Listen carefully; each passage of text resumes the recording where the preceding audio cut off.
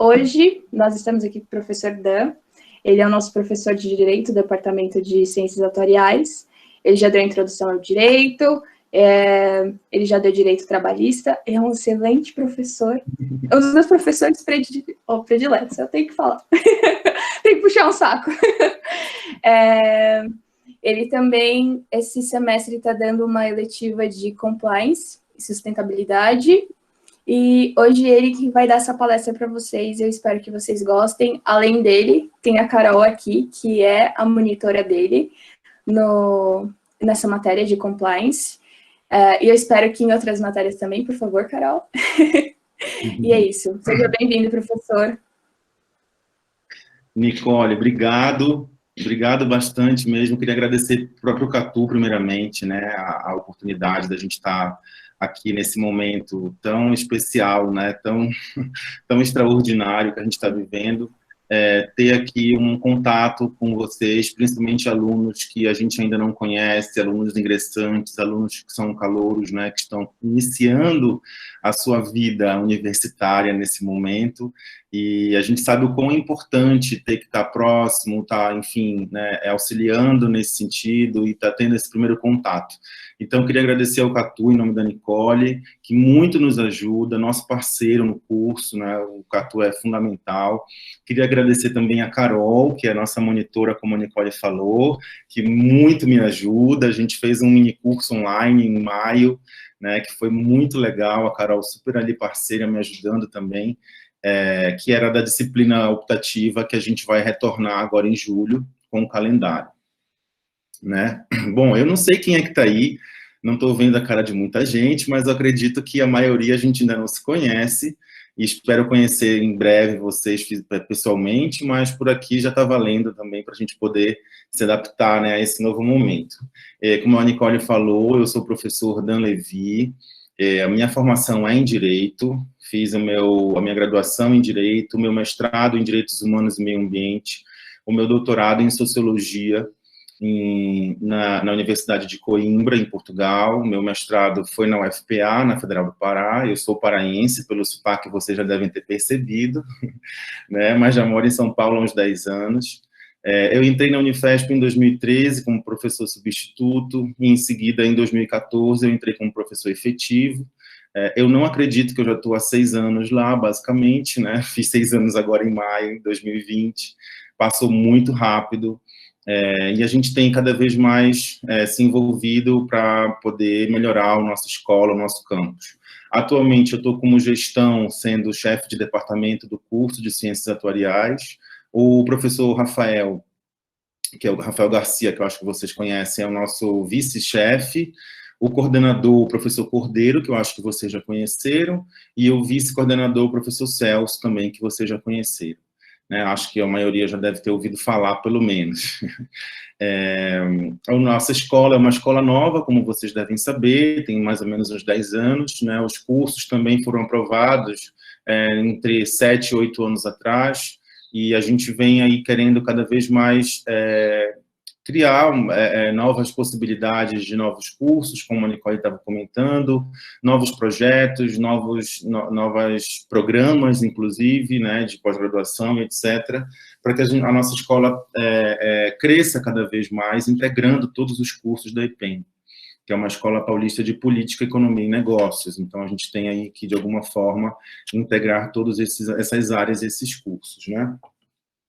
Eu queria falar rapidamente sobre 2 projetos que eu estou coordenando nesse momento de quarentena, que é o projeto Diálogos Ambientais, é um projeto de extensão que eu criei. Sim, eu não falei das disciplinas que eu leciono e da minha área de pesquisa, né?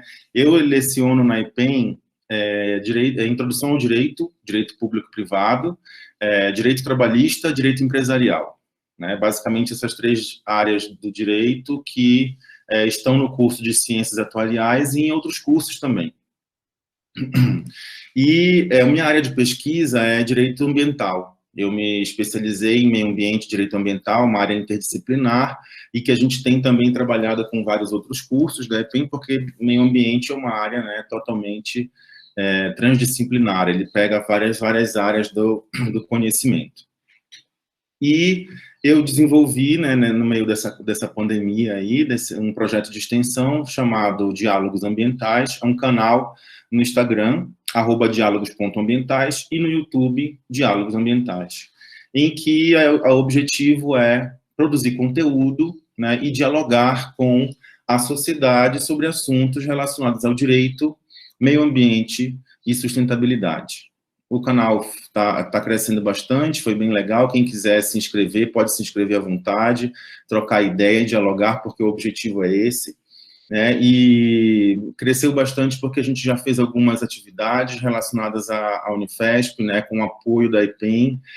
Semana do Meio Ambiente, foi bem bacana, que a gente fez várias lives com vários professores. A gente fez também um mini curso online que está todo gravado e a gente postou no YouTube, no canal do Diálogos Ambientais, 4 encontros gravados. A Carol participou e foi nossa monitora. Um curso sobre direito ambiental e compliance, que tá relacionado com a nossa disciplina optativa desse semestre, né, que é compliance e sustentabilidade, e a gente reformulou um pouco os encontros e gravou essas aulas para vocês. Foi muito legal, foi uma experiência muito bacana. A gente abriu para todo mundo, na verdade, para todas as pessoas, não só da Unifesp. Então tinha gente do Brasil inteiro, tinha gente da UFRJ, da UFMG, da Federal do Rio Grande do Sul, Mato Grosso, Pará, Vitória, Espírito Santo, muita gente de São Paulo e muita gente de outros campos, outros campos da Unifesp também. Santos, São José dos Campos, Diadema, São Paulo, enfim, foi bem legal. E a gente tem procurado fazer essas atividades, né, nesse momento, para poder suprir, de alguma forma, essas dificuldades e essa falta de contato e de aula que a gente está tendo.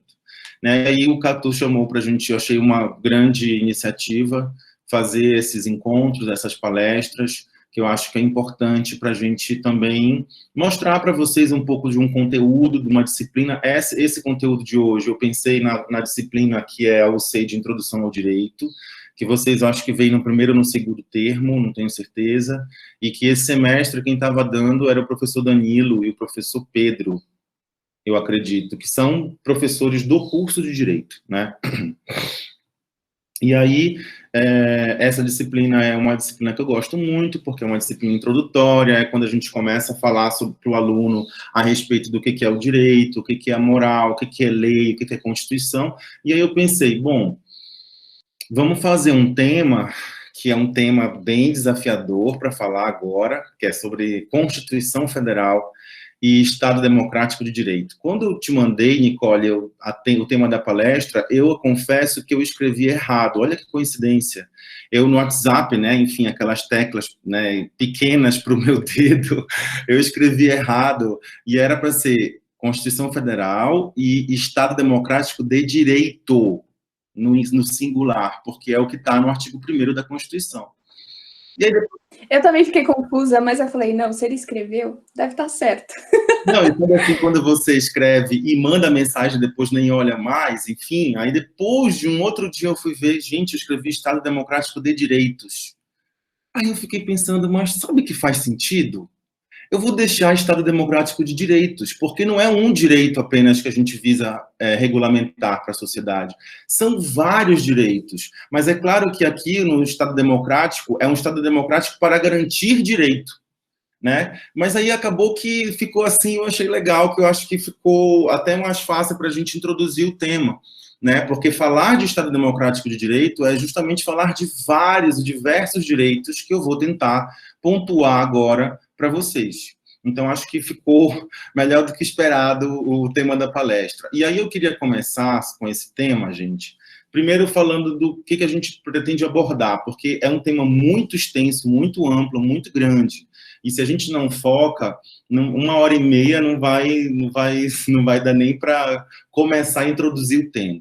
Mas então eu queria comentar com vocês apenas sobre esse aspecto, trazendo inclusive alguns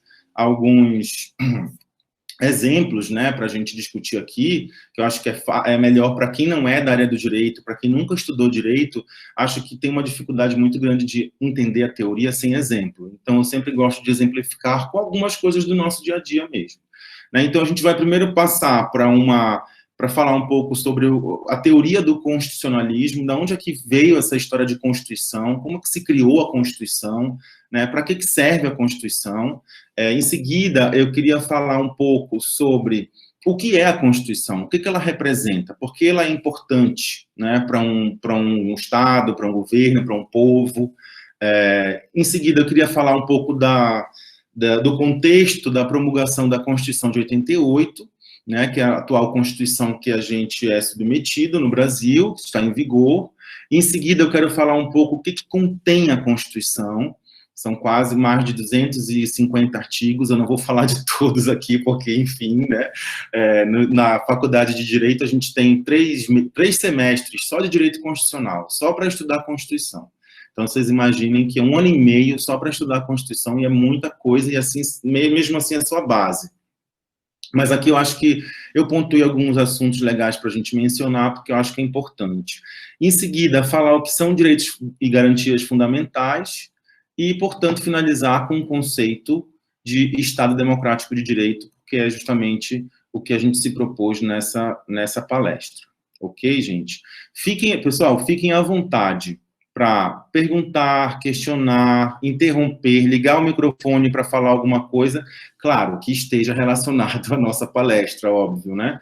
E quem não quiser, manda aqui a pergunta no chat, que aí a Nicole vai me ajudar, tá, Nicole? Você dá uma lida, pode me interromper a qualquer momento, fiquem à vontade, a ideia aqui é da gente... Claro, claro. A ideia aqui é da gente ter uma conversa, na verdade, né? Eu queria depois ouvir um pouco vocês também, até para conhecer quem eu ainda não conheci, né, para a gente se apresentar, enfim, e falar um pouco sobre isso. Então, eu queria começar, pessoal, falando um pouco de um aspecto histórico, porque não tem como a gente estudar direito sem falar de um aspecto histórico, porque o direito é a ciência jurídica, ou a gente diz que o laboratório do jurista, do advogado, do juiz, enfim, é a sociedade. Né? As leis são feitas para regulamentar os conflitos sociais, né? Para regulamentar, portanto, colocar ordem na sociedade, no seio social. Portanto, não tem como a gente não estudar direito sem falar, né, de um aspecto histórico, porque o direito ele vai regulamentar a vontade popular em determinada época.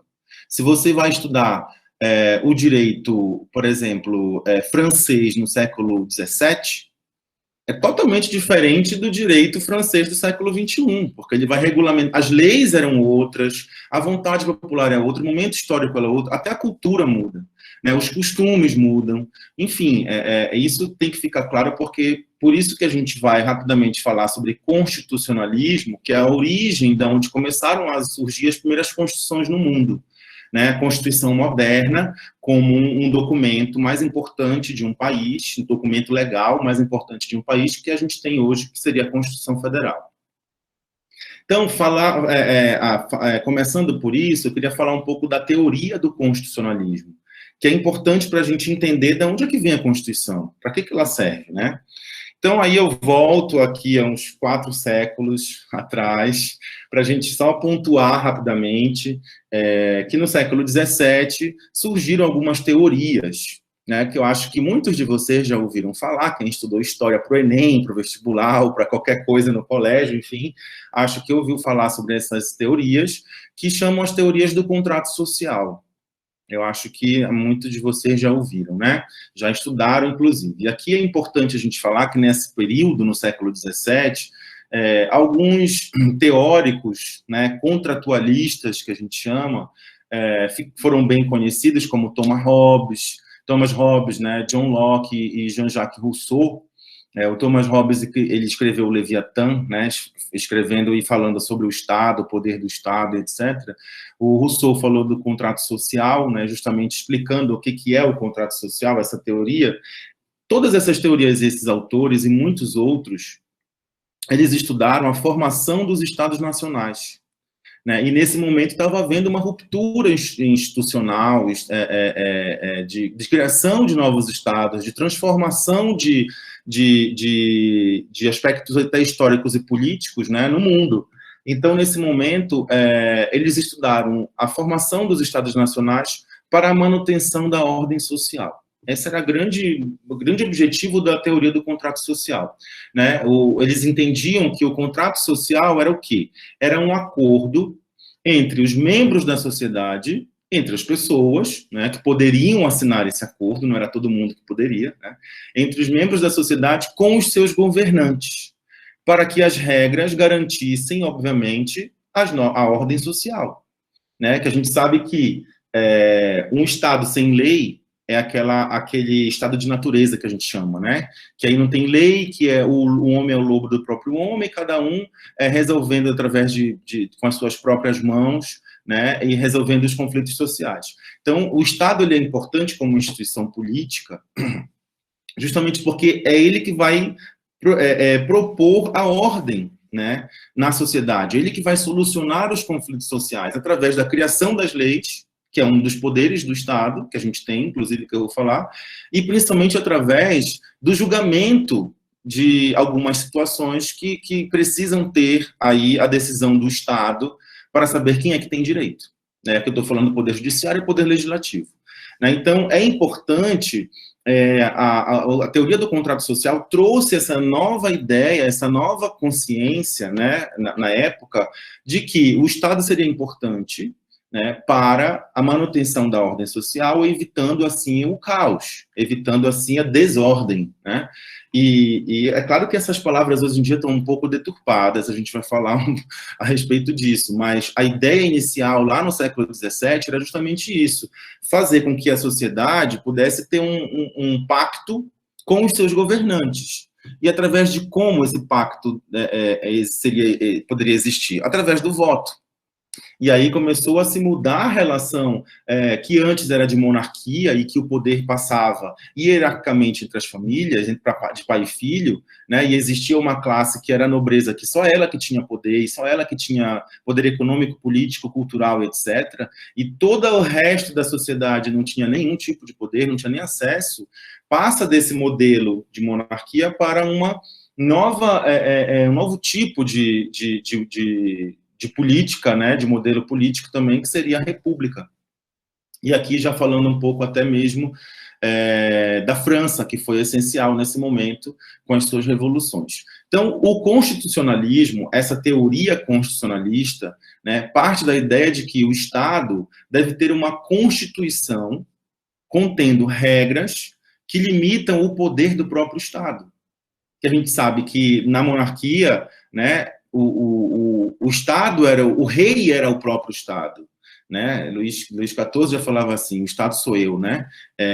Então, e hoje em dia tem outras pessoas falando que a Constituição sou eu, né? Então, totalmente essa ideia do absolutismo, ele é totalmente questionado e derrubado nesse momento, justamente porque o rei tinha o poder absoluto. Né? E ele julgava, ele criava a lei, ele administrava o Estado, ele fazia tudo. E aí começou a se questionar, não, a sociedade tem o direito de escolher quem é que vai governar, e as pessoas que estão ali, elas devem trabalhar em prol da sociedade. E, portanto, elas não podem fazer o que elas quiserem. Por isso que a gente precisa limitar, inclusive, o poder desses caras que estão no poder.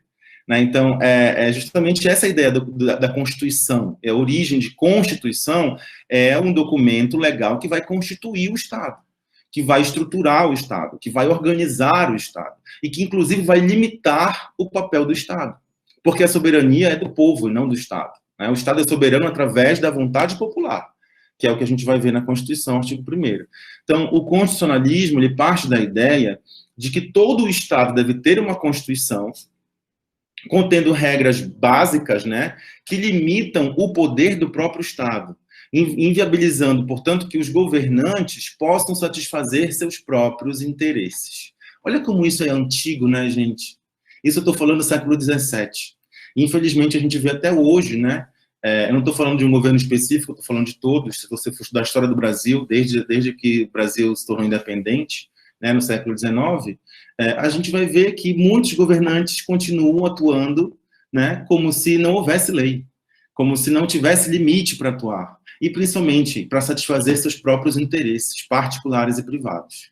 Né? E aí a gente precisa entender isso para sentir a necessidade, para entender a real funcionalidade da Constituição, né? Ela serve para limitar o poder do próprio Estado, para inviabilizar que os governantes possam satisfazer seus próprios interesses, porque se ele é um agente público, se ele é um governante, o objetivo dele é trabalhar para o povo, e não trabalhar para a família dele, e não para trabalhar para os pais dele, e não trabalhar para os filhos dele, e não trabalhar para os amigos dele. Ele tem que trabalhar para a maioria, porque foi a maioria que, de alguma forma, colocou aquele representante ali, né? Então, a Constituição traz a garantia de direitos para a sociedade e limita os poderes dos governantes. Tá? Isso é a primeira coisa que a gente tem que entender para poder estudar a Constituição. Ela garante direitos para a sociedade, de uma forma geral, e limita o poder dos governantes, porque justamente foi a ideia de quebrar com o absolutismo monárquico e se criar aí um novo sistema de governo, que seria, por exemplo, a república ou a monarquia parlamentarista, que a gente vai falar daqui a pouco também, de outros países, tá? Então, século XVII, já dando um pulo rápido para o século XVIII, duas constituições, as primeiras grandes constituições que a gente entende como Constituição da Era Moderna, foram a Constituição dos Estados Unidos, em 1787, tá? E que até hoje está em vigor, ok? Pasmem, né? Até hoje está em vigor. E a Constituição da França, de 1791, que foi logo após o que a gente denominou de Revolução Francesa, que foi muito importante nesse momento, porque foi quando a monarquia francesa caiu, a rainha e o rei foram guilhotinados, invadiram Versalhes, tem até uma série bem legal no Netflix que chama Versalhes, inclusive, né, que fala desse momento, muito legal, e que a burguesia tomou o poder. Então, que eram pessoas que não tinham acesso ao poder, mas que tinham poder econômico na época, né? Olha, vejam como o poder econômico é extremamente importante. Muitas vezes ele define, né, e decide o poder político de um Estado. Tomou o poder e aí começou uma nova fase, um novo sistema de governo na França, que foi a República Francesa. A Primeira República Francesa começou nesse momento, e que começou com uma Constituição, que é a Constituição da França, de 1791. E o documento principal nesse momento, que foi o primeiro documento internacional, que simboliza esse período, né, de conquistas de direitos para a sociedade, é a Declaração dos Direitos do Homem e do Cidadão, de 1789. Esse documento é fundamental porque, pela primeira vez, colocou para qualquer ser humano, desde que fosse do sexo masculino, porque mulher não tinha direito na época, né? Qualquer homem, inclusive de algumas situações, tá? Não era qualquer homem, porque se você fosse escravo na época, você não tinha direito, né? Se você era negro, você era considerado mercadoria, né? Então, também não era para todo mundo, mas que saiu da esfera daquela elite ali, que era a nobreza e o clero, e que qualquer homem, por isso que a Declaração dos Direitos do Homem, né? Isso é muito forte, né? Do homem, porque só o homem que tinha direito. Mas que, primeira vez, trouxe alguns direitos a mais para essas pessoas, né? E a Revolução Francesa, ela inaugura uma nova ordem política e social com a queda da monarquia e a instauração da república, como eu falei. Aí eu vou dar um passo ali para o século XIX, que surge um cara muito importante para o direito, um autor chamado Hans Kelsen, não sei se vocês já ouviram falar.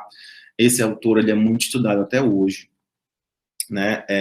Um alemão que, de alguma forma, criou uma teoria para explicar aonde que a Constituição Federal ela está dentro de um ordenamento jurídico. O ordenamento jurídico é justamente todas as leis que estão em vigor num local, num espaço e no tempo. Por exemplo, o ordenamento jurídico brasileiro são todas as leis que hoje estão em vigor no Brasil, né? A Constituição faz parte do ordenamento jurídico porque ela é a norma máxima, né, desse ordenamento. Ela é a principal norma, portanto, se a gente for... E o Kelsen fez isso para explicar, né? O Hans Kelsen. Ele morreu em 1973, ele nasceu no final do século XIX e estudou a ciência jurídica durante todo o século XX, e ele foi muito importante, porque ele criou, por exemplo, o que ele chama de pirâmide de Kelsen, que é muito estudada.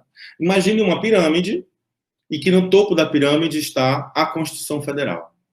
Então, ela é a norma máxima desse ordenamento, né? Abaixo da Constituição Federal estão as emendas constitucionais, que são aquelas leis que acabam alterando o texto constitucional, inclusive tem várias emendas constitucionais no Congresso em tramitação atualmente, né? Abaixo das emendas estão as leis complementares, as leis ordinárias, os decretos legislativos, as resoluções, as medidas provisórias. Inclusive, teve uma recente medida que caiu, né, que o presidente Bolsonaro apresentou ao Congresso para dar poder ilimitado para que o ministro da Educação pudesse nomear reitores. Não sei se vocês viram isso. É uma medida provisória, né, que precisaria ser aprovada no Congresso Nacional, só que Davi Alcolumbre não aprovou e, portanto, a medida provisória caiu. O Davi Alcolumbre é o presidente do Congresso, que é o presidente do Senado. Então, e embaixo das medidas provisórias, os decretos, portarias e normas. Então, o que eu queria aqui, vocês não vão, enfim, depois eu posso até mandar um material sobre isso para vocês. Mas essa pirâmide, o que eu quero falar? Que no topo dela está a Constituição.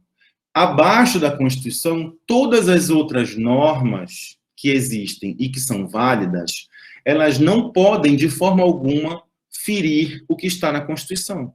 Porque se a Constituição, nessa hierarquia de leis, ela é a mais importante, ela está no topo, portanto, nenhuma norma que está abaixo dela pode ferir os preceitos constitucionais. Essa é a primeira grande regra para você criar uma lei, né? E é por isso que quem está ali no Congresso Nacional tem que, obrigatoriamente, ter uma noção de direito, gente. Não tem como você estar ali no Congresso e você... Saiu uma pesquisa, eu não sei, nessa nova configuração depois de 2018, mas na antiga configuração do Congresso Nacional, que foi de 14 a 18, a maioria dos congressistas, deputados e senadores, ou era empresário, ou era médico. Com todo respeito a todos os parlamentares, né, que muitos deles, me desculpem, não merecem, né, mas a gente vê que muitos deles estão ali, né, e não veem a política como uma obrigação de atender aos interesses da sociedade. Veem a política com outros olhos, né? Veem a política, infelizmente, com um aspecto de subir na vida através da corrupção, através de atos ilícitos, através de crimes, porque eles têm benefícios, eles têm prerrogativas, eles têm vantagens por serem um agente público.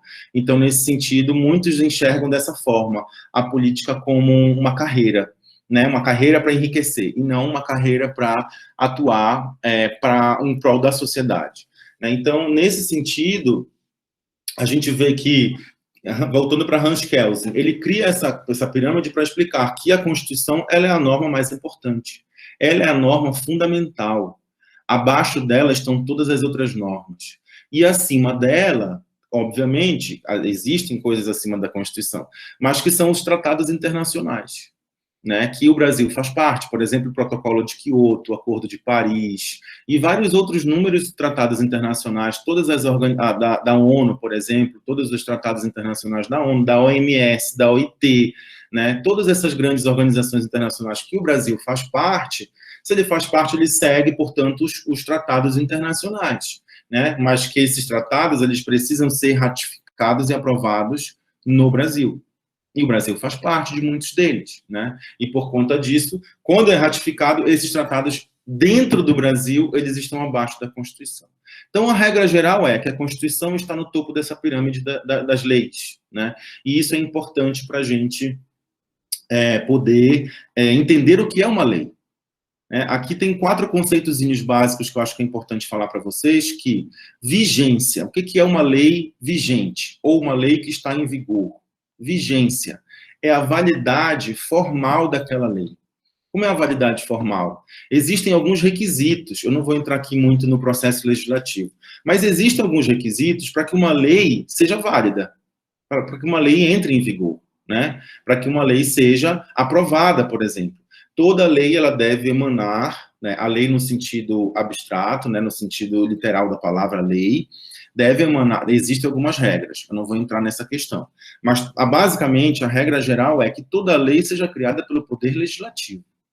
O Poder Judiciário não cria lei no Brasil, E o Poder Executivo, salvo algumas exceções, pode criar, como, por exemplo, a medida provisória. Mas a MP, ela precisa ser aprovada pelo Congresso, que é o poder que é responsável por criar lei. Então, alguns requisitos formais que a gente fala, que são os requisitos técnicos, a criação da lei pelo poder competente, que é o Poder Legislativo, passando por todas as instâncias dentro do Poder Legislativo para que aquela lei seja aprovada. Quem sanciona é o Presidente da República, se for uma lei federal, ou se for uma lei estadual, o governador do estado, ou se for uma lei municipal, o prefeito daquela cidade, né? Mas sempre precisa ter, saindo da competência do Poder Legislativo. Quem sanciona é o chefe do Executivo. Isso é a vigência. Então, se uma lei é válida, ela precisa cumprir com todos esses requisitos formais. A efetividade dessa lei, né, uma outra palavra que a gente usa muito, essa lei foi efetiva, ela é efetiva, se ela é observada por todos, se todos cumprem a lei. E aqui no Brasil tem uma coisa muito curiosa, né? Muitos alunos me falam, às vezes, nessas aulas, professor, mas essa lei não pegou. Já ouviram falar isso? Essa lei não pegou, essa lei não funciona aqui no Brasil. Essa lei não pega, né? Engraçado que existem realmente vários exemplos disso, né? Uma lei que super pegou aqui no Brasil é a lei do cinto de segurança, né? Foi preciso criar uma lei para que as pessoas pudessem usar o cinto de segurança nos automóveis, nos carros, porque se elas não usam, elas podem sofrer uma multa, uma infração de trânsito. Isso é uma lei que foi criada dentro do Código de Trânsito, né? Do Código Nacional de Trânsito. Antigamente, não lembro qual foi o ano dessa lei, mas antigamente, antes dessa lei, não era obrigatório, mas você não era punido por descumprir a lei. E essa lei pegou porque todo mundo, do dia para a noite, começou a usar o cinto de segurança, né? Então, essa lei foi observada por todos, é uma lei efetiva. Ela surtiu o efeito dela, né? Ela realmente foi observada por todas as pessoas. E todo mundo sabe que se não usar, pode sofrer a multa. Mesma coisa, aquela lei que proíbe fumar em espaços fechados, públicos, né? A lei antifumo, né? Uma lei federal que proíbe que as pessoas fumem em espaços fechados, públicos, né? Proibido. É uma lei que realmente pegou, porque todo mundo parou de fumar nesses espaços, né? Então, é uma lei que ela é efetiva, né? Observada por todos. A eficácia da lei é o resultado da norma, se realmente ela gera o efeito que ela pretende, né? Se realmente ela gera o efeito que ela pretende. Por exemplo, o salário mínimo é criado através de lei. Todo mundo sabe que existe uma lei do salário mínimo para criar o salário mínimo para todo empregado que possui CLT no país, que seja seletista, que, portanto, tenha um contrato de trabalho com um vínculo na carteira de trabalho, né? Só que essa lei do salário mínimo, qual é o objetivo dela? Garantir um mínimo, né, de dignidade para essas pessoas, para esses trabalhadores. Será que ela resulta no efeito desejado, que é garantir o mínimo? A gente sabe que não.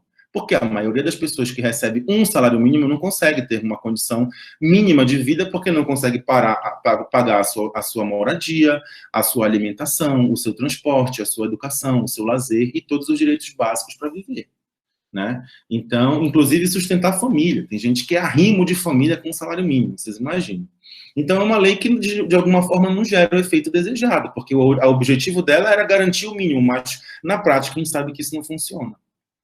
E isso é eficácia. E a legitimidade.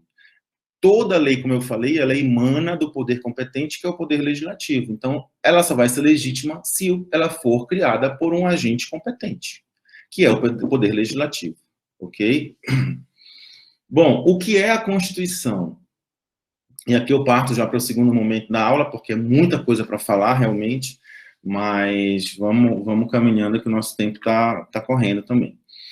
O que é a Constituição? E aqui eu já entro, de fato, na segunda parte, que a gente vai trazer a real importância da Constituição. Como eu falei, a Constituição é um conjunto de normas e princípios, tá, que regem um Estado, podendo ou não ser codificado em um documento escrito.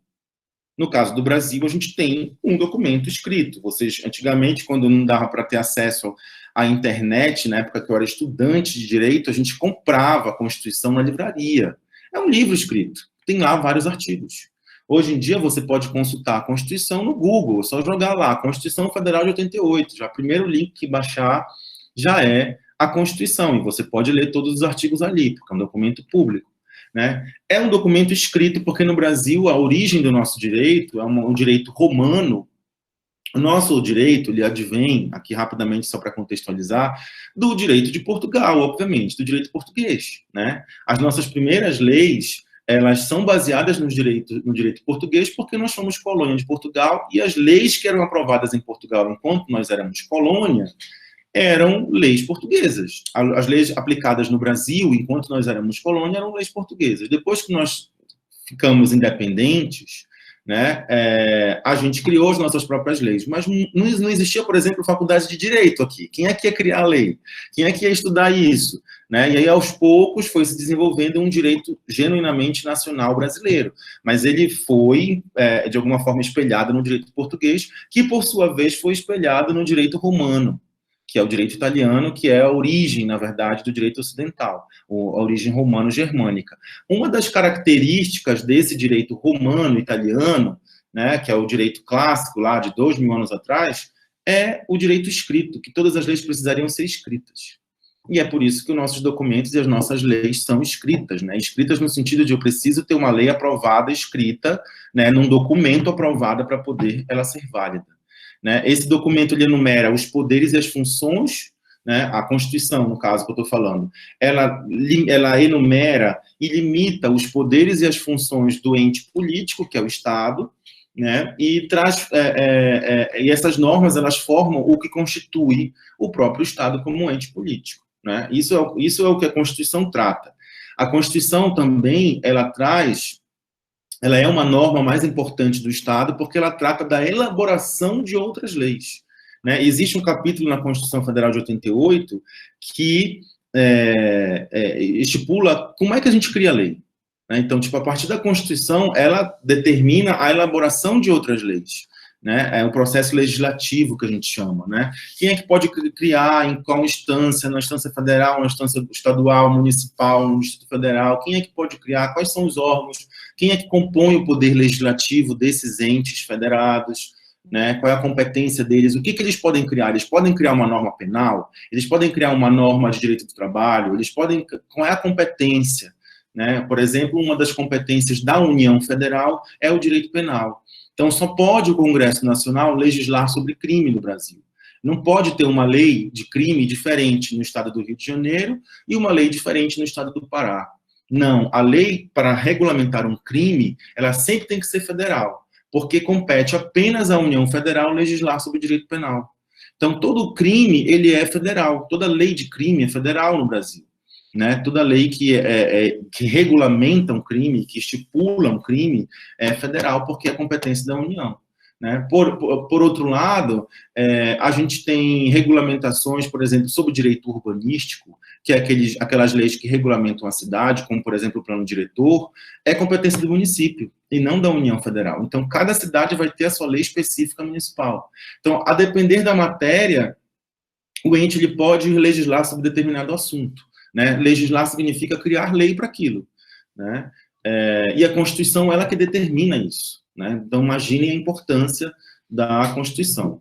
E o conceito de lei aqui, que eu estou falando tanto de lei, a Constituição é uma lei, mas ela é uma lei máxima dentro do nosso ordenamento jurídico, é mais importante, né? Tanto que ela é conhecida também como Carta Magna, que é a carta mais importante, é o documento mais importante, né? O conceito de lei seria o preceito comum e obrigatório, emanado do Estado e provido de sanção. Um preceito comum e obrigatório. Comum porque ele deve ser comum a todos. Né? A gente sabe que na prática, infelizmente, isso não acontece. Né? Mas a gente sabe que a lei ela é feita para que todos a observem, todos cumpram. É obrigatório porque eu não posso simplesmente um belo dia acordar e dizer gente, hoje eu não estou a fim de cumprir com a lei. Hoje eu quero ser um fora da lei. Hoje eu estou louco para cometer um crime, entendeu? A gente não pode fazer isso porque a gente sabe que a lei é obrigatória. E se a gente descumpre, gera o quê? Uma sanção. A gente vai ser responsabilizado por aquele descumprimento da lei. Né? E tem gente que ainda fala assim, dane-se a lei, não estou nem aí para a lei. Né? Essa lei não vai me pegar. Isso aí eu não vou. A pessoa está sendo inconsequente porque sabe que se realmente houver algum processo judicial, ela pode ser responsabilizada. né? E ela deve ser emanada do Estado, porque, como eu falei, o poder competente é o poder legislativo. Então, esse é o conceito básico de lei. E aí eu parto agora, inicialmente, para a Constituição de 88, para a gente falar um pouco sobre essa Constituição, que é a que está em vigor, que eu acho que muitos de vocês ainda não eram nem nascidos, né, nesse ano em que a Constituição foi promulgada, que ela foi aprovada. Antes de falar dela, só para recapitular aqui, eu acho que muitos de vocês já devem ter estudado, em História do Brasil a gente estuda muito isso, a primeira Constituição do Brasil foi a Constituição de 1824, né? O Brasil se tornou independente, a família real veio para o Brasil, né? Houve a independência do Brasil, e aí, em seguida, a primeira Constituição foi a Constituição do Império. O Brasil se tornou império, na verdade. Ele ficou independente, mas se tornou império, né? Uma monarquia, que existia um imperador. Esse imperador aprovou a Constituição de 1824. Era uma Constituição, portanto, a primeira Constituição do Brasil, né? Em seguida, essa Constituição ficou valendo até 1890. Em 1891, se criou a primeira Constituição da República. A gente sabe que o Brasil se tornou república nessa época, né? Deixando de ser império, se tornou república, portanto, deixou de ter um imperador e teve o seu primeiro presidente, uma república presidencialista. E aí, como se altera bastante coisa, né? Imagina de uma monarquia para uma república, criou-se uma nova Constituição. Então, a primeira Constituição da República, né, do Brasil, de 1891. Né, e é um momento bem simbólico, porque nessa época, né, a abolição da escravidão, 1888, 1889, também a queda do Império, né, a criação da República, 1891, enfim. Primeira Constituição da República. A segunda Constituição do Brasil foi de 1934, que a gente chama aqui a Segunda República. Na época Vargas, ali, Segunda Guerra Mundial, prestes a acontecer, todo aquele momento de tensão política, criou-se uma nova Constituição. Logo em seguida, 1937, essa de 34 durou 3 anos, olha só, uma Constituição muito curta. Em 37, a gente tem um novo modelo político, que é o Estado Novo, né? E aí cria-se, em 1937, uma nova Constituição. E aí começa, inclusive, a ascensão do que a gente chama aí, né, de fascismo no mundo, inclusive no Brasil nesse momento, né, durante a Segunda Guerra Mundial, em que Getúlio Vargas adotou, nesse momento, algumas atitudes, inclusive, fascistas no Brasil, né, como um regime totalitário. Era uma ditadura militar, não era militar, mas era uma ditadura de imposição de direitos, enfim. Em 1946, a gente tem aí uma redemocratização, uma nova ditadura, uma nova Constituição. Vejam que, sempre que há uma grande mudança no sistema político brasileiro, há uma nova Constituição. Porque há uma ruptura, né, política, há uma ruptura econômica, há uma ruptura no sentido de uma grande mudança. E aí, claro, que aquelas leis já não são suficientes para regulamentar o momento da época. Né? Então, em 1946, caiu o Estado Novo da era Vargas, volta a democracia no Brasil, e aí cria-se uma nova Constituição em 1946. E essa Constituição ficou valendo até 1967, que, como vocês muito bem sabem, né, houve um golpe, não uma revolução, um golpe, né, e de 1964, instaurando uma ditadura militar. Né? E a partir disso, em 67, houve alguns atos institucionais, que a gente chama, né, que alterou essa Constituição, e em 67 já se criou uma nova Constituição do regime militar, e ela principalmente foi alterada em 69 com o que a gente chama de AI-5, que é o Ato Institucional número 5, tiveram 4 antes para chegar no AI-5. O AI-5 ele foi mais comentado e simbólico, justamente porque ele suprimiu direitos fundamentais, direitos individuais, como a liberdade, até em algumas situações a vida, né, das pessoas. Então é óbvio que nesse momento os direitos, liberdades e garantias fundamentais estavam suspensos no Brasil. Eu não tinha direito a falar o que eu penso. Imagina se tivesse internet naquela época, né? Ia ser bem complicado. E aí, nesse sentido, esses direitos eles estavam suspensos, né? E isso vigorou até, isso aconteceu, né? Ficou em vigor até 1988. né, que a gente sabe que no início da década de 90, né, houve aí a questão da anistia política, né, houve aí um enfraquecimento desse governo ditatorial, muitos movimentos sociais, muita manifestação, etc., até que em 85, né, foi convocada uma nova Assembleia Constituinte para elaborar um novo texto constitucional. Nova Assembleia Constituinte significa dizer, vamos formar uma equipe aqui de parlamentares, né, do Congresso, para a gente elaborar um novo texto para uma nova Constituição. Porque a Constituição de 67, que suprimiu os direitos fundamentais, como a liberdade, já não funciona mais agora. A gente não quer mais isso. A gente quer outra coisa. A gente quer reconquistar a democracia, reconquistar a liberdade. Então, vamos escrever um novo texto, porque essa Constituição antiga está ultrapassada, já não funciona mais. E aí se formou uma Assembleia Nacional Constituinte, em 1985. Eles escreveram esse novo texto até 5 de outubro de 1988, e no dia 5 de outubro foi aprovada essa nova Constituição de 88, que a gente tem até hoje, inaugurando foi um divisor de águas, na verdade, né? Inaugurando um novo arcabouço, um novo conjunto de normas no Brasil, né, que a gente chama um novo arcabouço jurídico institucional no país, né, ampliando, de certa forma, as liberdades civis e os direitos e garantias individuais.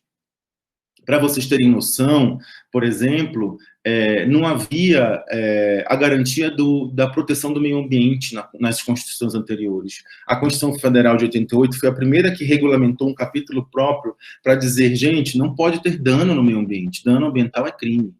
Né? E aí a gente vê vários danos ainda acontecendo, como Brumadinho, Mariana, né? Ali em Belo Monte, a hidrelétrica, várias questões no Nordeste, no Rio São Francisco, a seca, etc. Né? A Constituição Federal de 88 foi a primeira a igualar, olha que louco isso, gente, a primeira a igualar homens e mulheres. Homens e mulheres são iguais perante a lei. Isso é muito atual, isso tem 31 anos, né? 88, 2000, vai fazer 32 esse ano.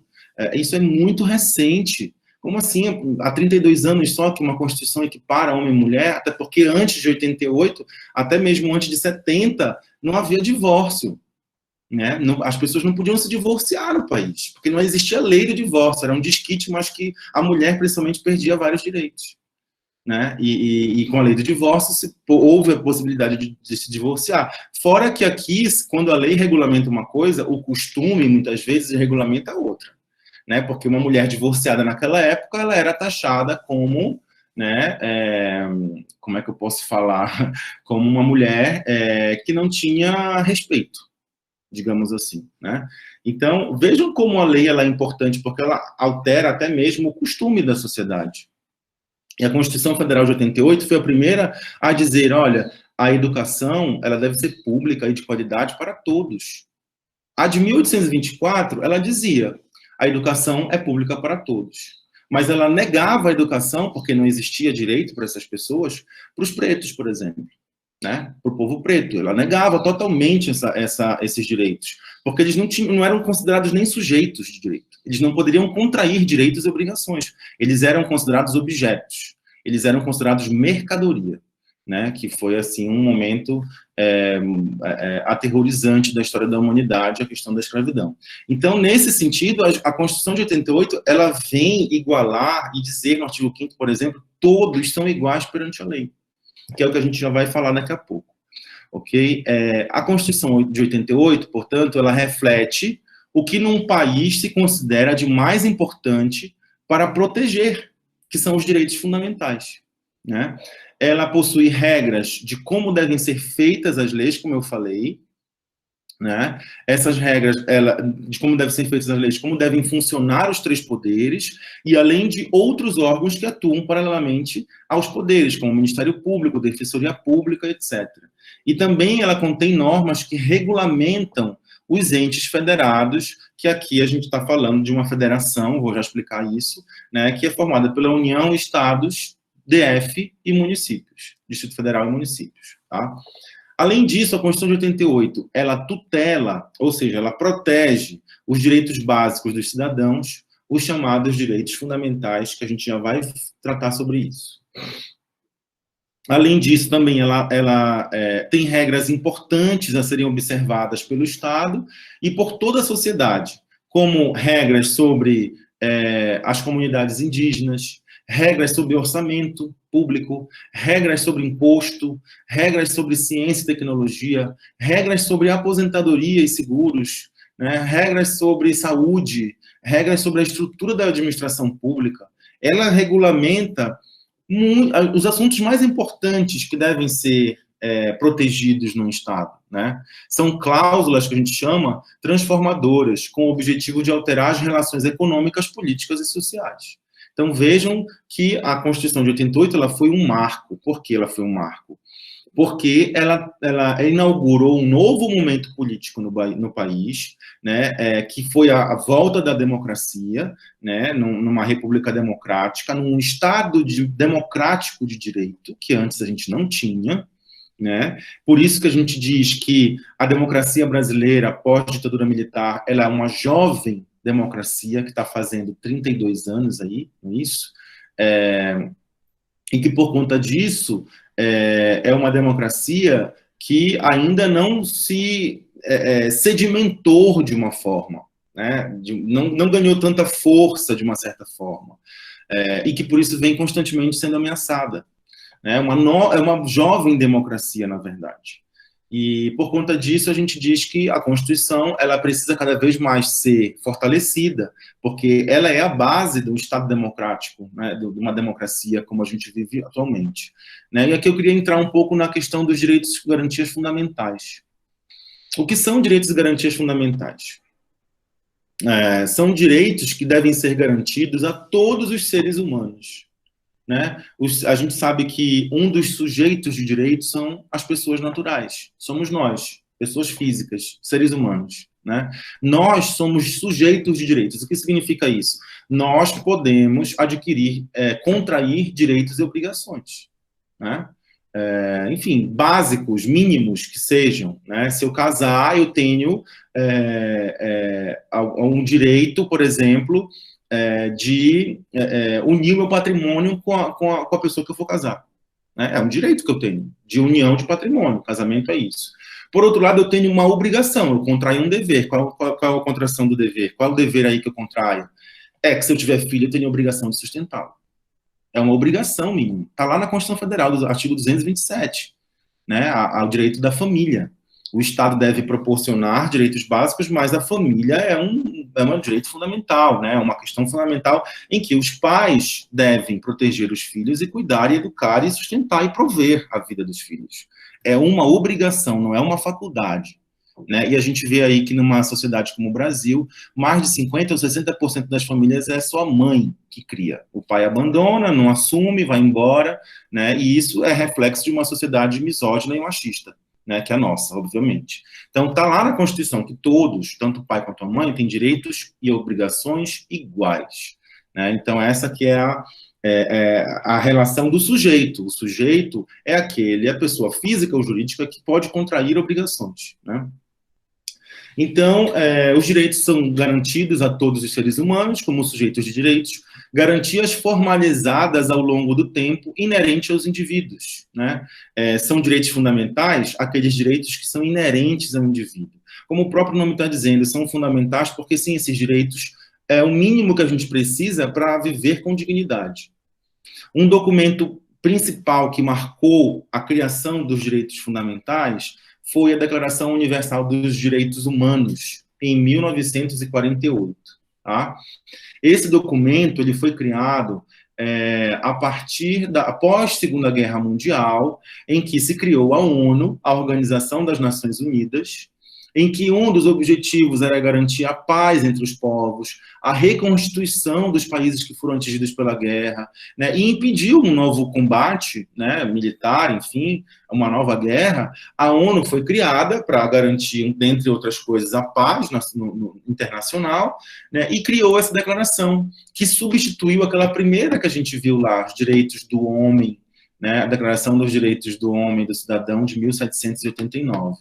O atual documento que mais simboliza os direitos fundamentais é o documento marco, que é a Declaração Universal dos Direitos Humanos. de 1948. E aqui foi fundamental a nomenclatura do documento, porque o outro era direito do homem e do cidadão. Aqui são direitos humanos, né? Ou seja, para todo e qualquer ser humano. Não importa se é homem, mulher, bi, trans, sei lá o quê. Dane-se, é o ser humano, é sujeito de direito, então ele tem direito a isso. No mínimo a esses direitos que são considerados humanos, porque são direitos que são inerentes ao qualquer ser humano. Basta eu nascer com vida, ser humano, né, ser uma pessoa, portanto eu tenho direito a esses direitos. Isso em 1948. O Brasil, obviamente, como eu falei, que aconteceram várias outras constituições antes, né, de 88, mas a de 88 foi fundamental porque ela recepcionou a Declaração Universal dos Direitos Humanos, ou seja, ela se espelhou na Declaração, e quando ela escreve no artigo 5º, no artigo 6º, no artigo 7º, que são direitos tais, ela positiva na Constituição os direitos humanos que são conhecidos como direitos fundamentais. Então, a gente chama que os direitos humanos são essenciais para a garantia da vida digna, né? E que, portanto, são direitos humanos no plano interno, porque no plano internacional a gente tem os direitos humanos, que foi a ONU que criou com a Declaração Universal dos Direitos Humanos, né?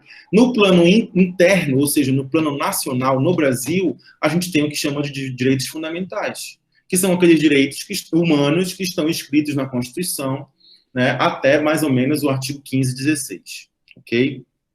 A gente tem como exemplo aí direitos e deveres individuais e coletivos, que estão no artigo 5º, como direito à vida, à propriedade, liberdade, igualdade, segurança, e dentre muitos outros, né? A gente tem os direitos sociais, do artigo 6º ao 11, como, por exemplo, a moradia, a educação, a alimentação, a cultura, o lazer, a previdência, né? Os direitos trabalhistas todos, né? Então são direitos sociais. A gente tem aí os direitos de nacionalidade, do artigo 12 e 13, que também são direitos considerados fundamentais, como você adquire a nacionalidade brasileira, quem é considerado cidadão brasileiro, né? E os direitos políticos do artigo 14 ao 16, que são aqueles direitos em que quem pode exercer, por exemplo, o direito ao voto, quem é que pode votar, quem não pode, quais são os instrumentos políticos que nós temos para exercer, portanto, a nossa cidadania, né? Então, esses são exemplos de direitos fundamentais, a gente vai comentar alguns deles, tá? Eu queria dar um destaque aqui, que eu acho que é um assunto que está na crista da onda, e que a gente pode deixar aí para conversar, inclusive. Deixa eu tomar uma água que a garganta está secando, gente.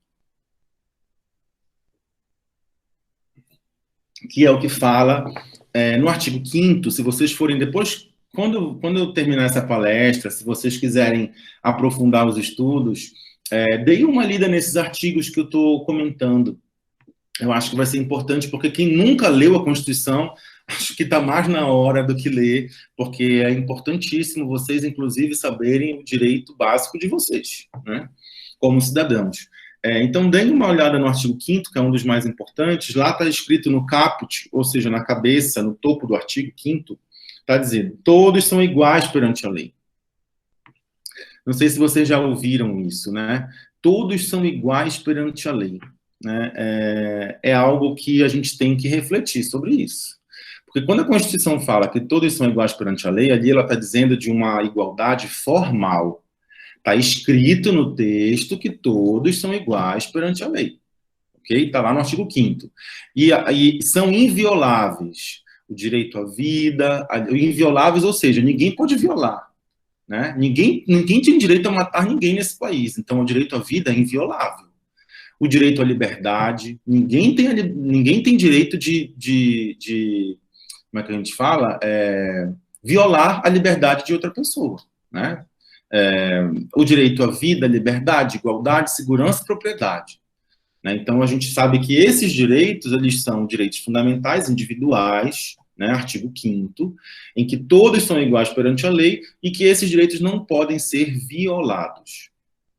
E aí a gente parte para um exemplo que eu queria trazer de direito fundamental, que é o direito à igualdade. Né? Um exemplo do direito fundamental é a igualdade. Um exemplo de garantia, caso esse direito seja violado, porque ao mesmo tempo que a gente tem um direito, a gente tem uma garantia. Por quê? A gente sabe que a lei diz que não pode violar o direito à igualdade, mas a gente sabe, né? E eu vou dar aqui um exemplo muito atual, inclusive, de acordo com as últimas manifestações que aconteceram no mundo, né? Que a gente sabe que não é bem assim, né? Nem todos são iguais. A lei entende que todos são iguais, mas nem todos. Legal, obrigado, Nicole, por ter colocado aí o link. Mas, na prática, quando a gente for trazer para a nossa realidade brasileira, principalmente, a gente sabe que nem todo mundo é igual, gente. Pelo contrário, a gente vive numa sociedade, numa das mais desiguais do mundo, né?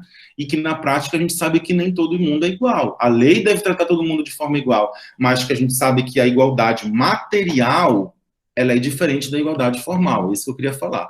A igualdade formal é o que está escrito na lei. Todos são iguais perante a lei. A igualdade material é o que cada um vive na prática. E a gente sabe, né, que existem inúmeras desigualdades, principalmente se a gente partir para o lado social da coisa, né? Não vou nem entrar na questão política, mas na questão social, a gente por si só já temos essa desigualdade que paira na realidade na sociedade brasileira. Então, quando a gente fala do direito à igualdade, uma das formas de violar esse direito à igualdade é quando a gente tem numa sociedade como a brasileira tratamento diferenciado para pessoas brancas e para pessoas pretas. E isso significa racismo, né? E o racismo é um crime inafiançável, ou seja, eu não posso pagar fiança para sair da cadeia. E é um crime imprescritível, ou seja, ele não prescreve. Não interessa se eu cometi racismo há 20, 30 anos atrás. Eu vou, se ficar comprovado, obviamente, eu vou ser responsabilizado por isso.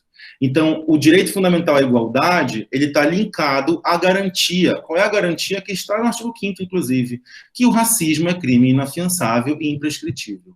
E a gente sabe que no Brasil, e não só no Brasil, como a gente viu nas últimas semanas, no mundo, a gente ainda tem uma herança muito grande, né, de uma sociedade racista, uma sociedade internacional que é racista, e uma sociedade brasileira que é, sim, racista, né? E a gente tem que ter em mente que o racismo ele foi criado pelas pessoas brancas e não pelas pessoas pretas, né? Então, também é responsabilidade das pessoas brancas lutar contra isso, né? E se autorreconhecerem racistas, porque nós vivemos numa sociedade racista. Nós nascemos numa sociedade racista em que ela foi construída neste modelo racista, né? E a gente, por isso que fala de racismo estrutural, que está tão na moda atualmente falar sobre esse tema, né? Porque justamente a nossa sociedade, a estrutura da nossa sociedade, ela foi construída com base nessa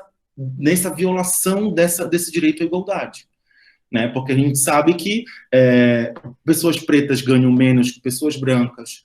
Se a gente for, por exemplo, pegar dentro da política, né, quantos prefeitos, governadores, deputados e senadores pretos existem? Quantos prefeitos, deputados e senadores brancos existem? Quantas mulheres pretas? Se a gente for pegar a base social, a mulher preta ela é o que mais sofre a violação dessa desigualdade, porque ela está na base da pirâmide social. Né, ela sofre a misoginia, que é o preconceito, né, por ela ser mulher, e ela sofre o racismo, porque é o preconceito por ela ser negra, por ela ser preta. E nesse sentido, e depois eu acho que é legal vocês darem uma olhada entre a diferença entre negro e preto, porque há uma diferença bem interessante aí, que eu acho que, inclusive, a gente precisa começar a modificar o nosso vocabulário, né?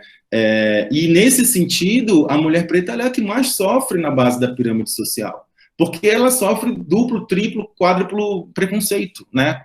Racismo ou discriminação, enfim.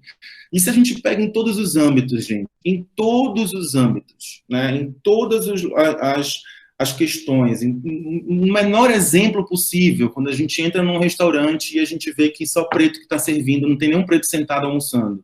Quando a gente entra no Congresso Nacional, que a minoria dos parlamentares é preto, são pessoas pretas. Que a gente, por exemplo, vê que dentro do sistema carcerário brasileiro, 70% das pessoas que estão presas e condenadas são pessoas pretas, né? Homens, inclusive. Quando a gente vê que dentro de universidades públicas, a maioria, se bem que através de um estudo que foi feito em 2018, né, por conta das políticas de cotas, nas universidades, que nas universidades federais a lei federal é de 2012, mas já existia, a primeira universidade foi a UERJ, se eu não me engano, em 2003, que criou a política de cotas na época do governo Lula. E aí, foi uma lei federal, na época do governo Dilma, de 2012, primeiro mandato dela, que obrigou a ter política de cotas nas universidades públicas federais. E aí a Unifesp também começou a fazer. E todas as federais começaram a fazer, né, os seus vestibulares com a política de cotas, seja racial ou por renda também, enfim, tem várias, ou por uma questão de etnia, enfim, tem várias, vocês devem saber melhor do que eu até. E aí, nesse sentido, em 2018 e 2019, fizeram um estudo e que, pela primeira vez na história do Brasil, tá? Na primeira vez da história do Brasil, a maioria dos estudantes de universidades públicas federais, a maioria é preta. Né? Pela primeira vez. Isso é óbvio que é uma resposta a uma política de política pública de combate ao racismo. Né? Porque a gente sabe que o ensino superior brasileiro, ele sempre foi branco, ele sempre foi de homem branco, né? E sempre foi de uma classe, de uma elite que tinha dinheiro. A gente nunca tinha visto pessoas que não tinham condições de estudar numa universidade pública, né? Porque a gente sabe que no Brasil também funciona muito dessa forma. O nível médio e fundamental, a qualidade melhor são em escolas privadas. O nível superior, a qualidade melhor são instituições públicas. É o inverso, né? O nível médio e fundamental de escolas públicas, a qualidade é inferior. E o nível superior de escolas privadas, salvo algumas exceções de universidades privadas, é inferior. Então, não há uma lógica no Brasil, né, nesse sentido. E a gente sabe que quem estuda nos melhores colégios privados passa numa universidade pública federal. Né, que tenha os ensinos de melhor qualidade. Então, a gente vê uma discrepância aí nessa questão também do direito à igualdade. Né? E aqui a gente precisa entender para tentar resolver ou minimizar essa violação de direitos à igualdade que a gente vê na Constituição do nosso país, né, na Constituição, que eu digo, na formação do Estado brasileiro, não na Constituição de 88, ela veio tentar reparar isso. Né? Ela veio tentar reparar, por exemplo, se a gente pega, e aqui fica a dica de uma série que eu vi no Netflix muito legal, que se chama Guerras do Brasil, que são 5 episódios de 20, 25 minutos, que contam um momento histórico do Brasil que é muito interessante, desde a colonização, do genocídio indígena, que não se fala em índio nesse país, né? Até parece que a gente não descende do índio, né? As pessoas têm vergonha de dizer que é indígena. Inclusive, estou falando da própria região que eu venho, que é a Amazônia. Eu sou de Belém, né? Então, as pessoas, no Brasil inteiro, imagina lá que a relação é mais próxima, né? A maior parte das tribos indígenas estão na Amazônia ainda.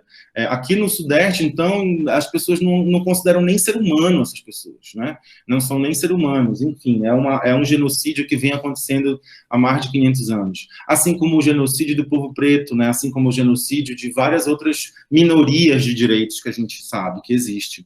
Né? E é importante a gente entender que para minimizar essa desigualdade, para minimizar essa violação dos direitos à igualdade, ele deve ser entendido no plano jurídico, como, por exemplo, né, como eu falei, que todos são iguais perante a lei, então, portanto, ali como se fosse a igualdade formal, mas no plano social a gente sabe que há uma extensa desigualdade que a gente fala, né?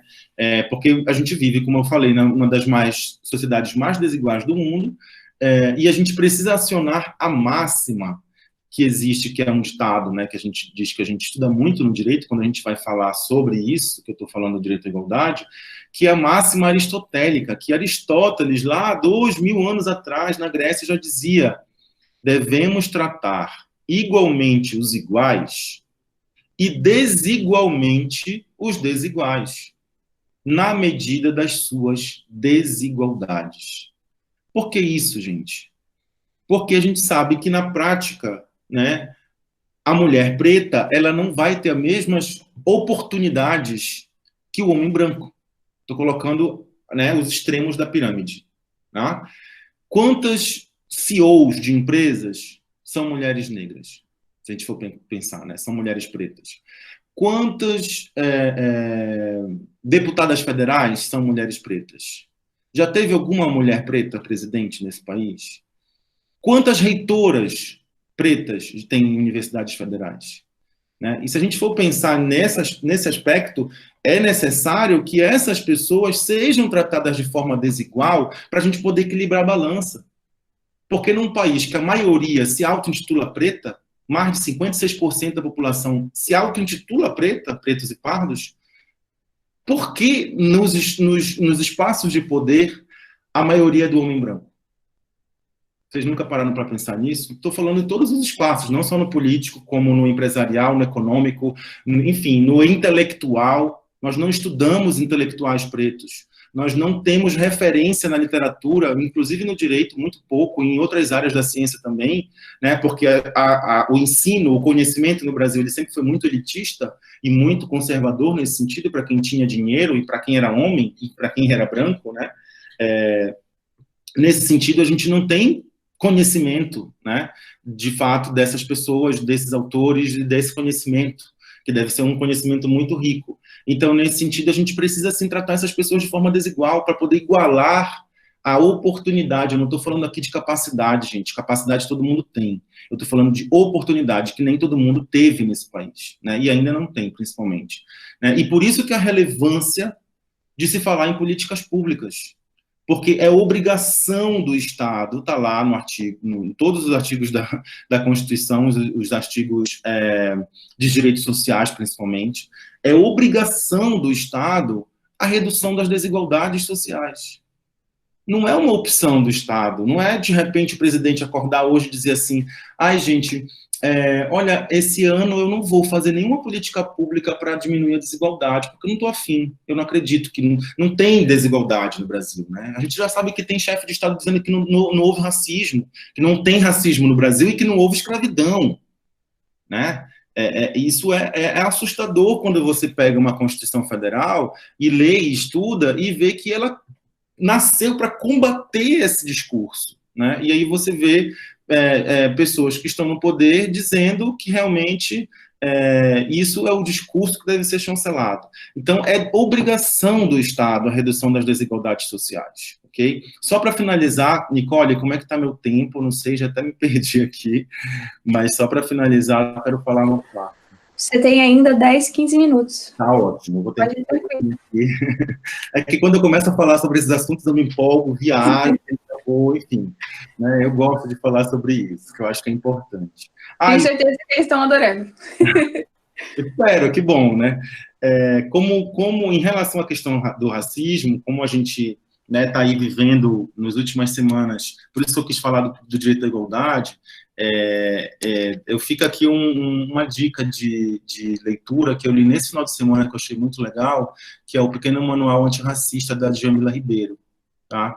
Então, acho que fica como uma dica, uma leitura muito fácil, uma leitura muito simples, uma leitura muito gostosa de você ler numa tarde, é um livro pequeno, não é muito grande,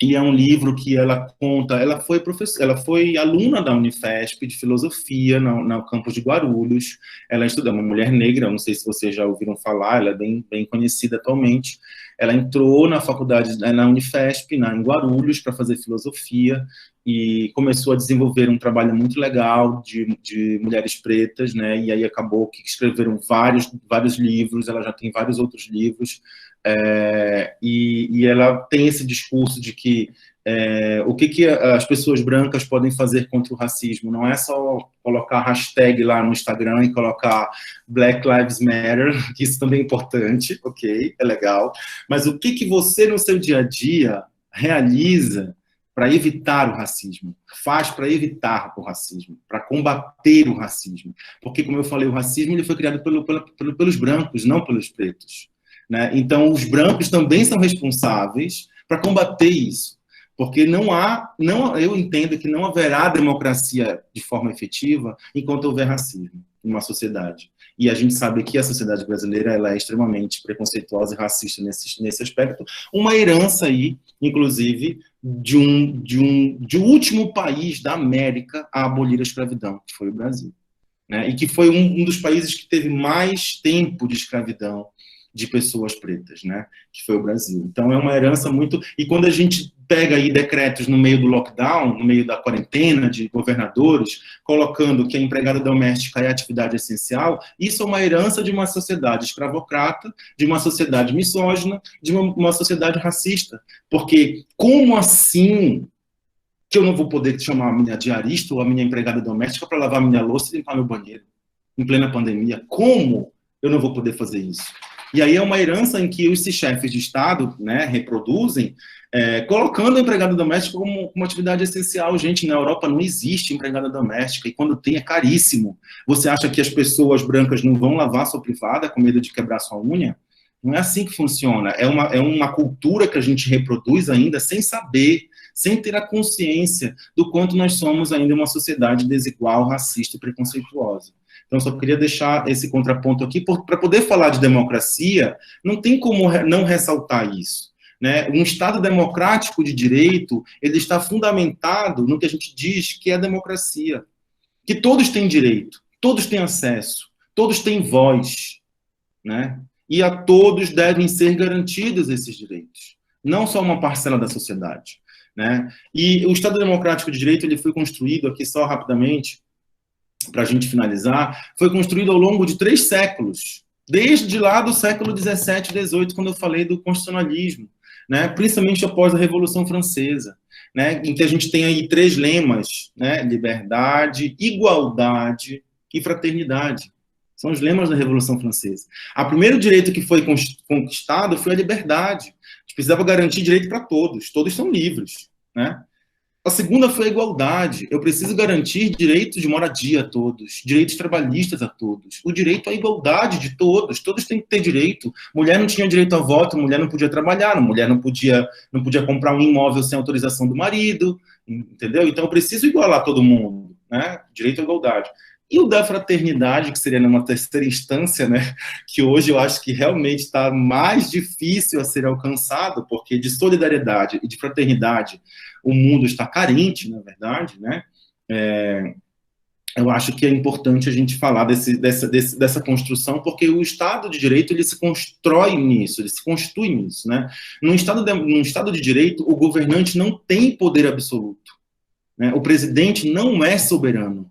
O presidente não é a Constituição, né? Isso é até um ataque diretamente à Constituição. Quem é soberano é a lei.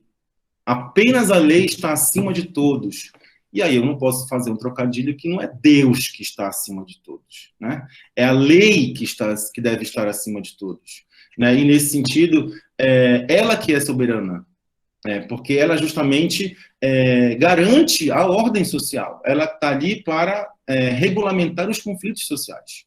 A lei deve estar acima até mesmo dos próprios governantes, que precisam cumpri-la.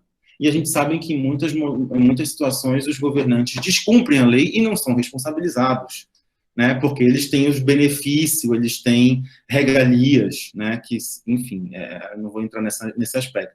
Mas eles também estão... Lembra quando eu falei que a Constituição limita o poder? Nicole, alguém fez pergunta, se quiser colocar, sem problema. Desculpa, professor.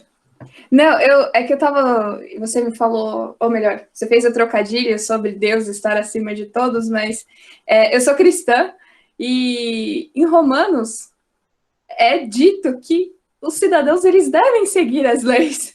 Então, assim, um manual cristão, ele diz que nós devemos, sim, ter esse papel, desempenhar essa função de obedecer e seguir aquilo que deve ser feito num Estado. Então, assim, né, até isso estão deturpando. É muito legal você tocar nesse assunto, Nicole, porque é importante, quando a gente entra numa faculdade, a gente começa a estudar lei, seja o curso que for, né? É importante a gente saber que existem vários tipos de lei. Existem as leis que a gente chama as leis dos homens, né? Que são as leis jurídicas, que nada mais são as leis que são aprovadas pelo Poder Legislativo de um Estado. E aqui eu estou falando do Estado como um ente político, não estou falando do Estado do Rio de Janeiro, São Paulo ou Paraná, tá? Eu estou falando do Estado como o Brasil, um ente político, né? Uma instituição Brasil. Então, a gente sabe que existem essas leis, que são as leis jurídicas, aqui só para fazer um parêntese, tá? As leis jurídicas são as leis que, obviamente, são soberanas, porque, necessariamente, as leis, para serem aprovadas, elas devem exprimir a vontade da maioria. Aqueles caras estão ali não à toa. Eles estão ali porque foi o povo que colocou eles. A maioria, pelo menos, né? Apesar de que, às vezes, a gente sabe que a maioria nem sempre tem razão, mas, enfim, né?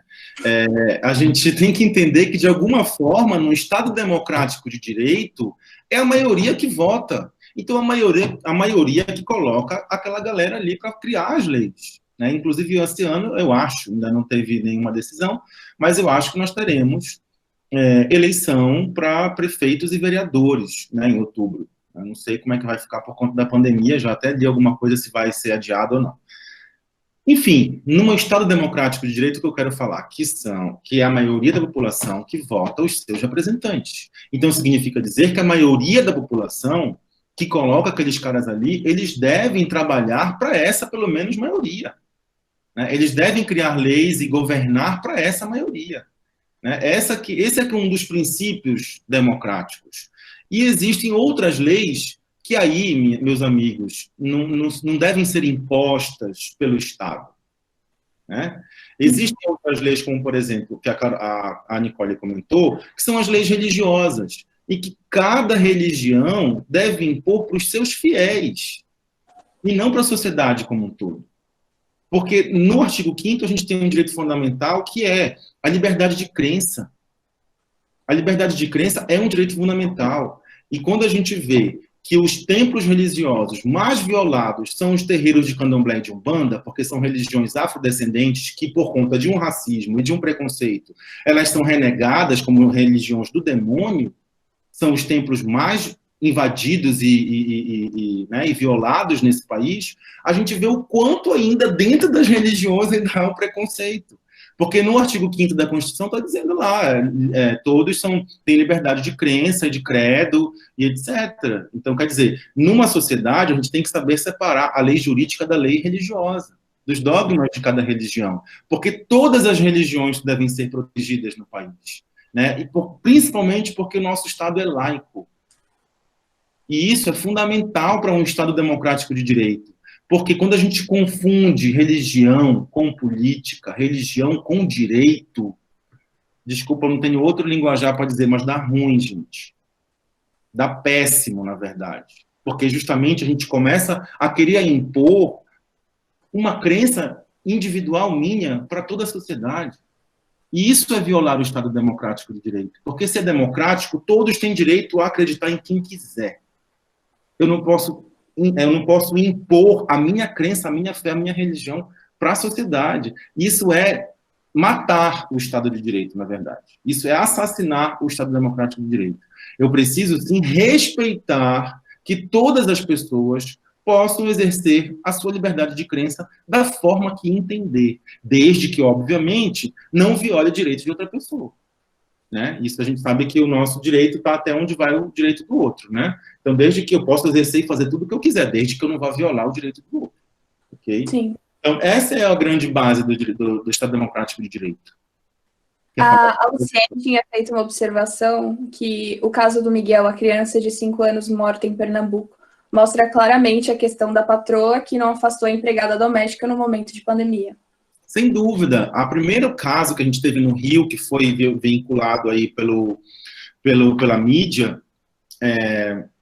a gente tem que foi de uma empregada doméstica, que era preta, que trabalhava numa casa de uma patroa no Leblon, que era branca, rica, que tinha acabado de chegar da Itália, em março, e não dispensou, lembram desse caso? Não dispensou a sua empregada. E aí ela ia trabalhar 1 hora, 2 horas de ônibus, da onde ela morava para o Leblon, no Rio de Janeiro, né? E ela contraiu o Covid da patroa.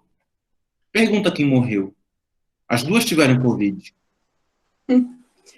A empregada pobre, ela que morreu, porque ela não tinha plano de saúde, ela não tinha seguro de saúde, ela não tinha condições para se cuidar, ela se expôs muito mais ao risco, e ela contraiu da patroa, quer dizer, a patroa, mesmo sabendo que tinha Covid, não dispensou a empregada.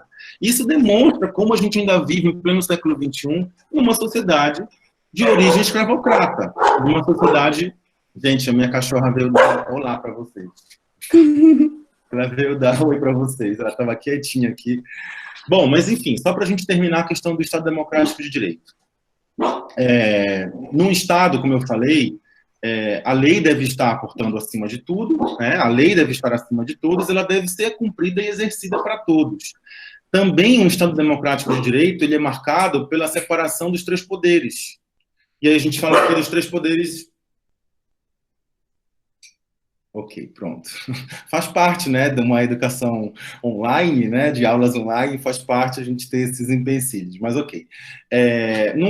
Num Estado democrático de direito, a gente tem três poderes. Quais são eles? Por exemplo, no Brasil, legislativo, executivo e judiciário. E esses três poderes, eles devem devem ser exercidos de forma harmônica entre si, né? Eles não podem se desarmonizar, porque compromete a soberania do Estado Democrático de Direito, compromete, inclusive, a soberania popular, né, que é o que está no artigo 2º da Constituição. Né? Se vocês forem ver, o poder executivo é aquele que administra a coisa pública, né? O poder legislativo é aquele que cria a lei para que o executivo possa implementá-la, e o poder judiciário é aquele que julga, num sentido de que há um conflito social, então o poder judiciário que vai julgar, né? Nesse sentido, basicamente, resumindo. E esses três poderes, eles têm que viver de forma harmônica, senão o Estado democrático de direito está desequilibrado. Que é o que a gente não precisa nem dizer, né, gente? Eu acho que vocês estão acompanhando aí os noticiários nas últimas semanas, né? O ataque que está se fazendo ao STF, por exemplo. O STF é o Supremo Tribunal Federal, o órgão máximo do poder judiciário no país. Não cabe a nós dizermos se eles são corruptos, se eles são vagabundos, se eles merecem ser presos, se eles são... Enfim, não cabe a nós. Porque eu sou advogado, inclusive. Mas para eu fazer um julgamento a alguém, uma defesa a alguém, eu preciso de provas. Eu não posso postar em Facebook ou ir para frente do Supremo Tribunal Federal com uma lanterna fantasiada de fantasma para gritar fora STF. Porque isso é uma violação ao Estado Democrático de Direito. Eu estou fazendo um desequilíbrio entre os poderes, né? Sustentado, inclusive, por muitos chefes políticos, por muitos agentes políticos, né? que inclusive, incentivam que um grupo da sociedade, não estou falando que é todo mundo, né? Um grupo da sociedade possa fazer esse tipo de manifestação, que é totalmente violenta, chamar um ministro para o STF para porrada. Isso realmente, e aí vocês sabem de que eu estou falando, que inclusive foi até preso hoje, né? Isso realmente demonstra o quanto se banalizou os poderes nesse país, né? E vivemos atualmente num estado de exceção, em que o Estado Democrático de Direito ele é diariamente ou a cada hora desrespeitado, porque existe um limite, né? Ninguém pode ser condenado salvo se sofrer um devido processo legal nesse país. Isso é um princípio básico constitucional do artigo 5º. Eu preciso ter provas para condenar alguém. Então, se eu julgo no Facebook ou no Instagram ou nas mídias sociais, eu nem procuro saber se a pessoa foi absolvida ou condenada pelo Poder Judiciário, porque o Poder Judiciário hoje em dia não tem mais nem força. A pessoa ela é condenada virtualmente e acabou com a imagem dela, acabou com tudo, entendeu? Então, nesse sentido é que a gente fala que o Estado Democrático de Direito ele está, sim, sendo ameaçado, porque por vários agentes públicos, eles ficam instigando esse desequilíbrio, né, com obtenções de interesses privados próprios, enfim, né, ou até mesmo para se manterem no poder. E eles têm o respaldo de uma pequena parcela da população, ainda tem, né, que ficam ali instigando essa desarmonia. Mas a Constituição diz que eles precisam viver de forma harmônica, né? Outro ponto importante que caracteriza a forma do Estado de Direito é o respeito aos direitos humanos. São fundamentais, né? São direitos naturais de todos os cidadãos.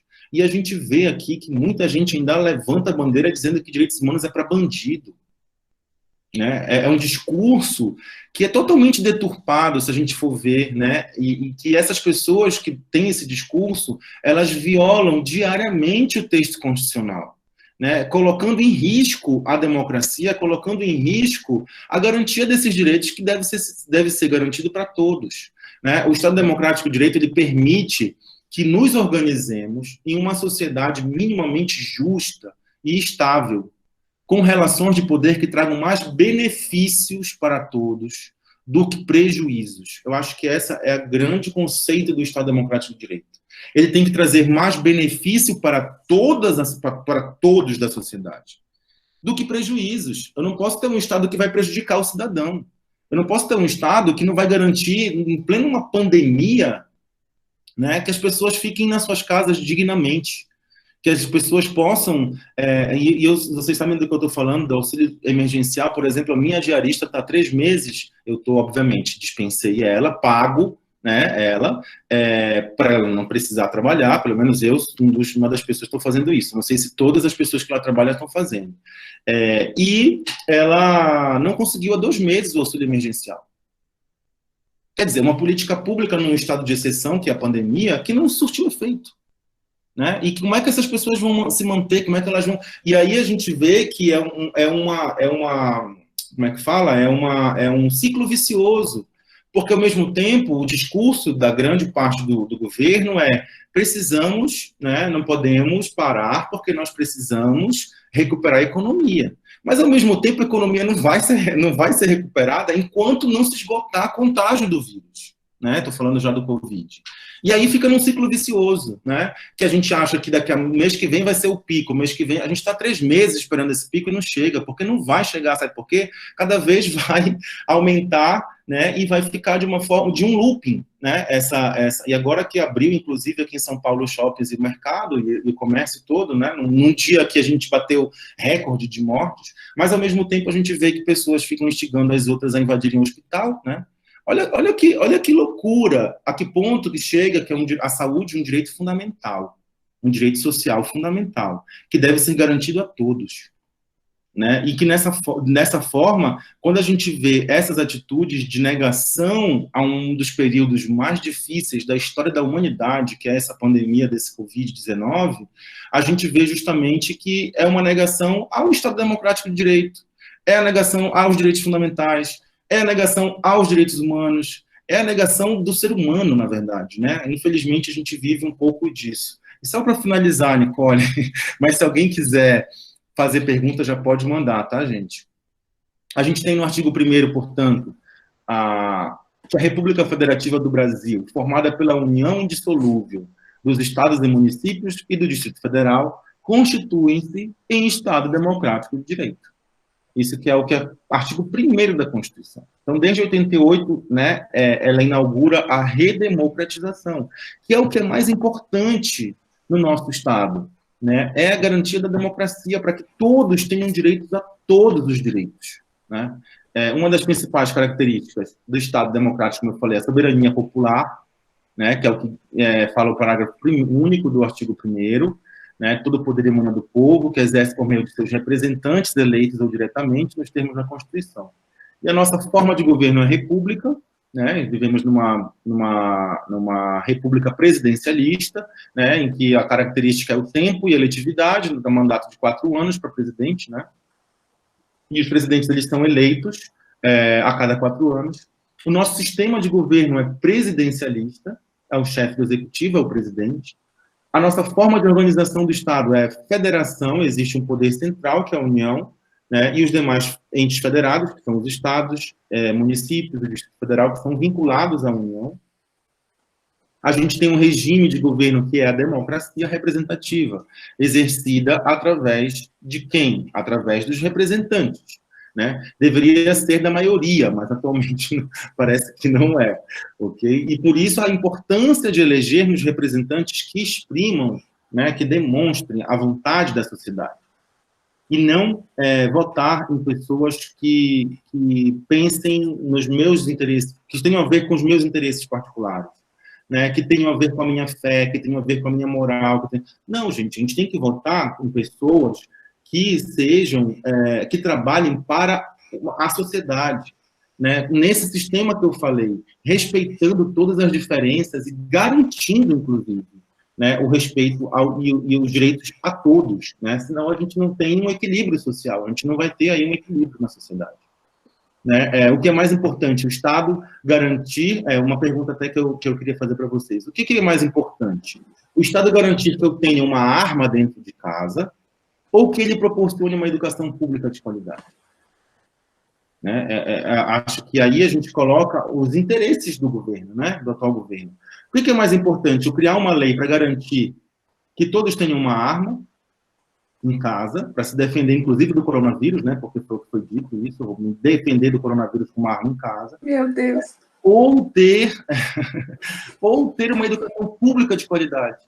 Qual é a prioridade de um governo? Eu não preciso nem responder essa pergunta, né? E aí aqui a gente, só para encerrar, fala dos fundamentos da República, artigo 1º, que é a soberania, a cidadania, a dignidade da pessoa humana, valores sociais do trabalho, da livre iniciativa, pluralismo político, e os objetivos da República: construir uma sociedade livre, justa e solidária, garantir o desenvolvimento nacional, erradicar a pobreza e a marginalização e reduzir as desigualdades sociais e regionais. E, para finalizar, promover o bem de todos, sem preconceitos de origem, raça, sexo, cor, idade e quaisquer outras formas de discriminação. Esses são os fundamentos e os objetivos para que um Estado democrático de direito seja garantido. E eu acho que a gente ainda tem muito a trabalhar para garantir um Estado no Brasil. Ok, gente? Obrigado. Acho que a gente tem que estar mais próximo nesse momento, sim.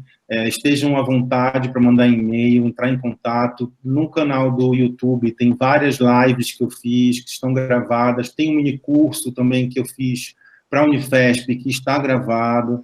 Então, vocês podem ter acesso a esse material de forma gratuita, livre, enfim.